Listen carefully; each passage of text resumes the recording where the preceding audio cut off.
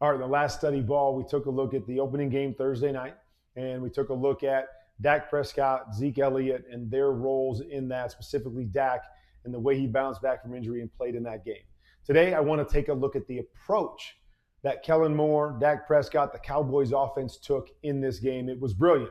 Obviously, you're going against the number one rush defense in the league, so they went in and say, hey, if we're not going to rush the ball at all, we can live with that. We've got a plan to be able to use the pass game as our run game if Tampa wants to stack the box. And it was a lot of what we call the RPOs, the run pass options. But that's what I'm going to show you today is the plan that Dallas came out with, the way they executed it.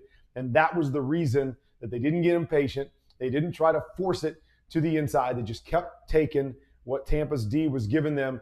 And it led to them having a huge game offensively, but them putting themselves in a position to win the game. Let's take a look at the tape. All right, RPOs, run pass option. So here's what we're looking at. Always going to look at how many guys do you have blocking? 1, 2, 3, 4, 5, and 6. Dallas has 6 guys in to block. So when we're doing these run pass options, sometimes you have a pre-snap, which means you're simply reading the box count. Sometimes you have a post-snap. That means you're reading a certain defender after the snap. I think a lot of Dallas's stuff was based on pre-snap. So you see 1, 2, 3, 4, 5, 6, and 7. Now, this 7th guy, that's what you have to determine. Is he enough in the box here that he's a part of the run game? Does it give me an advantage to the outside? And you're going to see right here, Dak Prescott, as he comes back, he's actually eyeing that guy just a little bit. He gets that guy to step inside. He's feeling really, really good with what they're doing, and they're going to run double hitches right here.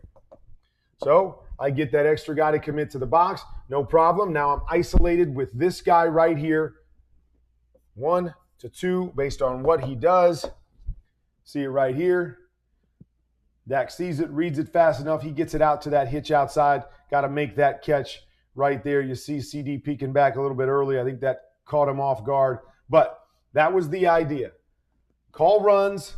Okay, they're going to call runs. All these things are run. Then we're going to count the box. Okay, so once again, we've got 6 blockers. We've got 6 guys in the box. We can add that guy if we want. But the biggest thing that we're looking at now with this motion over here is, does this guy move? If that guy doesn't move, we have blocker, blocker, and we can throw it out here. This guy moves outside. Now we've got the advantage inside. So you want to stack the box. You see it right there. He comes off. He knows already that he's going to throw it based on where this guy is and no movement. But here's the advantage. Pop back, put a good ball on your back, and now we're rolling and we're up on the safety. What I'd really like to see here, Amari, we're always telling our guys, pull this way. If this guy shoots up inside of you, you know that the throw's coming to the outside. Let him go. Let him go. Get up here and get the safety. Get this corner. Man, we might be out the gate here, or now it's a big play. Instead of turning back and peeling back on a guy that's never going to make the tackle anyways, but still, great positive play for the Dallas Cowboys. We're going to keep it going. Now we're going with the wide stack formation. Okay, 5 blockers. How many they got in there? They actually got 7 guys in there. You see right out here, they got 1 defender against these 2 guys out here. Nobody's even walking over. Got 2 on 2 up top. They're a little bit confused. Dak's going to snap it. Forget it. I'm just taking it and throwing it outside. Boom, right there. You block it up. This guy's got to chase us down. So, again, it's a pass play, but Dallas was using this as their run game. I don't care who we're throwing it to. We're throwing it at the line of scrimmage, but right here, give me 3, 4, 5, 7, 8 yards. We'll take that. That's our run game. It's getting the ball to our playmakers in space and having positive yards on first and second down. They made a living of it all night long. That was their plan. So let's see it once again. 6 defenders, 5 guys to block. 6 defenders, 5 guys to block.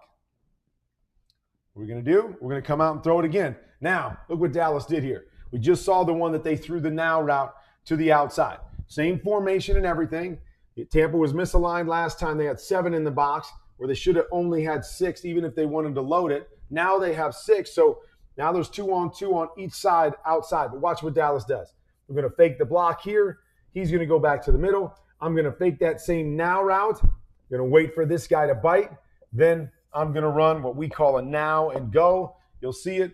Got 6 guys. We can block it up. A little pump fake by Dak. Boom, get that corner to jump. Nice patience by CeeDee Lamb. Then avoid the contact, go beat him, and a great throw again by Dak to get him in the end zone. Over and over and over and over again, this was their plan. Okay, so this one I would have liked to see them do a little something different. So they've got 5 guys to block, and you'll notice Tampa's got the 4 down, 5, and 6 here. So they've got 6 guys in there. Now, the problem on this one, they're going to run what we call a little dart route here. So they got 2 guys to block, and the inside guy is going to run a little flat route. Now, the problem on this particular play is this is really the extra guy on this play, not this guy. And so in this particular case, there's 6 in there, but this guy's kind of hugging the edge of the box so he can play the run, but he's also in a position to play the pass. So let's play this and let me show you what I'm talking about here. Okay, so he sees that extra guy in the box, and he's going to pop it out there. But you see, right, they can really take care of this right now, and this guy's in a position to cover that. So what you really want is you want something that can take advantage of that guy right there.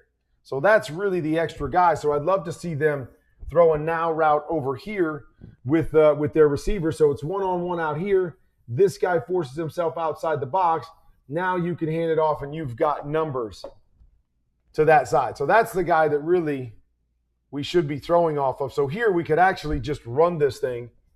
Defensive end is free, and we're going to block all this up because Tampa's really in a pretty good position to cover this back to the front side. You see them throw it. David makes the tackle. Nothing really happening there for him. But you just get the idea. I just wanted to show you the idea of what they were doing all night long and all the different ways in which they did their RPOs. Okay, now we're going to max it up, and we've got 7 guys in the block. Okay, they've got 7 guys right here. So we could actually run this if we wanted to because we've got the blockers. But now all he's looking at is positioning. So this is what I talk about with pre-snap, post-snap, that he's just looking at pre-snap right here. Feeling like this guy's tucked in, this guy's way deep. I'm going to go ahead and just throw it out here, and we're going to block one of those 2, and I'm going to let my playmaker go make a play instead of having to block their tough front. So you see it right there. I'm just going to pop it out. No problem. Shaq Barrett, you got to chase my guy down. That is an easy 8 yards every single time. Nice job by Amari Cooper to get the block. And it's just RPO after RPO after RPO after RPO. Same idea. Here we go again. Same idea. Now we're coming out. We've got the extra guy committed to the box here. Okay, extra guy committed to the box. We're going to run that double hitch again. Last time he threw it outside. This time you'll see Cockrell push through to it. See great reaction by Dak. Go to the inside. Boom. Stick it on there. Get it in and out of your hands extremely quickly.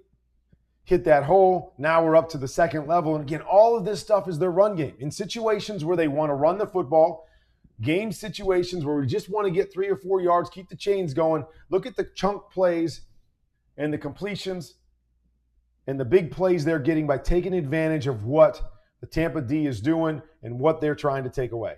So you see right there, great plan by the Dallas Cowboys, by Kellen Moore to come in and say, hey, we are not going to swim upstream.